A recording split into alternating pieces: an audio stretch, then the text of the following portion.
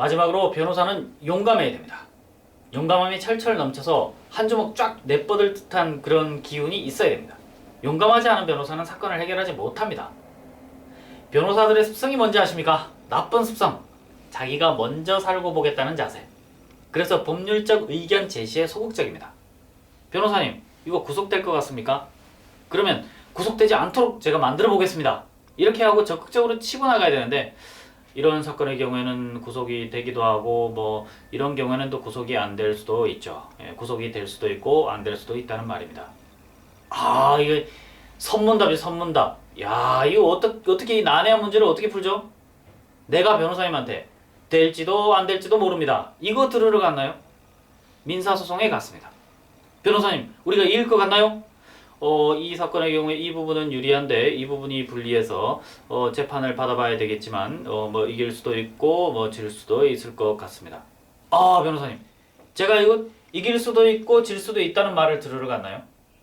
어떻게 해서든 그 결론을 만들어내기 위해서 변호사님한테 싸움을 의뢰하러 간 거 아닌가요? 그렇다면 똑 부러지는 결론으로 변호사님, 이 사건을 어떻게 해결하면 되겠습니까? 이 사건은 이렇게 해서 치고 나가십시오. 그 결과에 따라 이런 그게 나올 것 같습니다. 확실하게 치고 나가시죠. 이렇게 해서 정확하게 찍어주는 자세가 필요하지 않나요?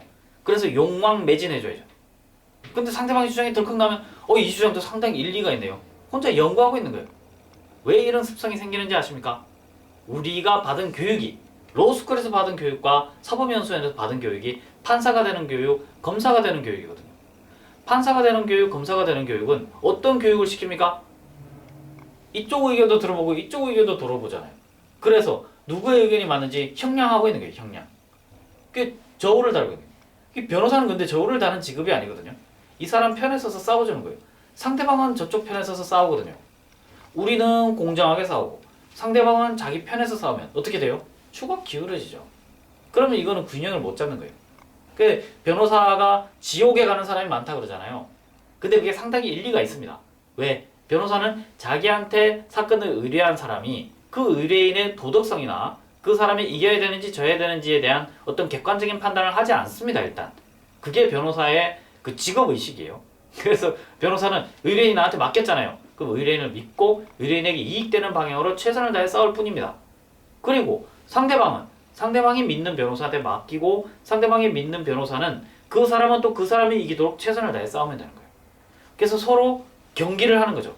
축구 경기에서 우리는 최선을 다해 싸우지 않고 객관적인 방향으로 하려고 하고 저쪽은 반칙을 불사하면서도 끝까지 이기려고 싸운다.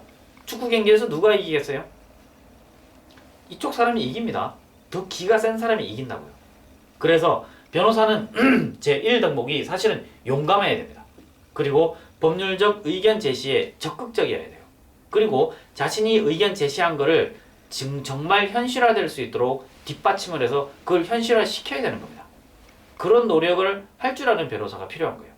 그렇지 않고 에헴 하고 앉아가지고 이쪽 이야기도 듣고 저쪽 이야기도 듣고 나는 객관적으로 판단한다.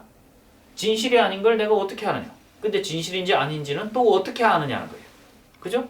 진실이라는 판단도 결국 자기 자신 아닌가요? 선입견이 없는 사람은 없습니다. 항상 모든 사람은 선입견이 있죠. 천동설, 지동설이 갈리던 시대도 있지 않았습니까? 그죠?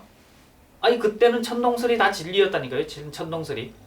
하늘이 돈다고 생각했지 누가 지구가 돈다고 생각했나요? 하늘이 돈다고 생각했거든요. 지구가 돈다고 생각하면 미친놈이었어요. 미친놈. 여러분이 가지고 있는 그 생각이 미친놈의 생각일 수도 있는 거예요. 너무 자신을 과대평가하지 말고 누군가가 무슨 이야기를 하잖아요. 그럼 그게 맞을 수도 있어요. 의뢰인이 와서 하는 이야기가 진짜 맞을 수 있거든요. 그렇기 때문에 그 이야기에 따라 사건을 전개해서 쫙 뻗어나가는 그런 자세가 필요한 겁니다.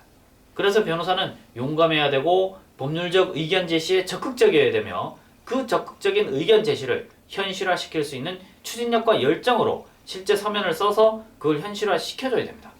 그게 쉽지 않죠. 쉽지 않은데 그걸 조금씩만 연습하면은 뭐 나는 로켓이다 뭐 이런 거 필요 없습니다.